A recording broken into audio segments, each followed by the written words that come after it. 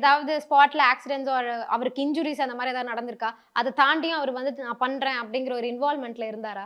இல்ல நீங்களே சொல்லிட்டீங்க ஆக்சிடென்ட்டுன்னு. ஆக்சிடென்ட் தினந்தோறும் நடக்காது. ஏதோ ஒரு டைம்ல நடக்கிறது தான். குட் பேட் அக்லி பொறுத்தவரைக்கும் எங்களுக்கு பயங்கர ஹேப்பியான படம் தான். ஒரு இதுவும் அவருக்கு ஆண்டவன் புண்ணியத்துல அவருக்கும் ஒண்ணும் இல்ல.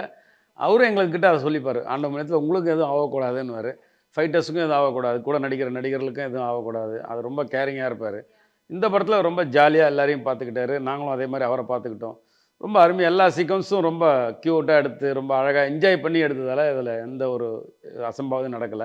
ரொம்ப ஹேப்பியா ஒர்க் பண்ணோம். அண்ட் இந்த படத்துல வந்து அஜித் சாருக்கு ஒரு பக்கம் நீங்க வந்து ஒரு ஹீரோயிக் ஸ்டன்ட்ஸ் குடுக்குற மாதிரி, வில்லன் சைடு வந்து சில கேங்ஸ்டர்ஸ் இருக்காங்க. அர்ஜுன் தாஸ் இருக்காங்க, ஜாக்கி ஷெராஃப் இருக்காங்க. இன்னும் நெறைய பேர் இருக்காங்க. சோ அவங்களுக்கு வந்து ஸ்டண்ட் வேரியேஷன்ஸ் ஏதாவது நீங்க வேற மாதிரி குடுக்கணுமா? இல்ல அதெல்லாம் எப்படி மேனேஜ் பண்ணீங்க? அந்தந்த கேங்ஸ்டர்ஸ்க்கு ஏத்த ஸ்டைல்ல நீங்க வந்து வேற மாரி டிசைன் பண்ணணும் ரைட்? சோ அதெல்லாம் எப்படி வொர்க் அவுட் ஆயிருக்கு? அர்ஜுன் அவர பொறுத்தவரைக்கும் அவருக்கு ரொம்ப கியூட்டான ஒரு கேரக்டர். வில்லன் கியூட்டான கேரக்டரா? இல்ல வில்லன்லயே ஒரு கியூட்டான வில்லன் மாரி இருப்பாரு. ஒரு ஜாலியான ஒரு மூட்ல ஒரு ஒரு வில்லன் இருந்தா எப்படி இருக்கும்? எல்லா டான்ஸ்லாம் படத்துலயும் ஆடிட்டு இருந்தாரு ஊன்னு ஷிப்ல. கத்திக்கிட்டு இல்லாம, ஒரு ஆதிக்கு இது ஒரு ட்ரை பண்ணியிருக்காரு. ரொம்ப அர்ஜுன் தாஸ பார்க்காத ஒரு இதா இருக்கும். ரொம்ப ரொம்ப அருமையா மெயின்டெயின் பண்ணுவாரு எல்லாரையும். ஸோ அப்படி ஒரு அவர் இருக்கு.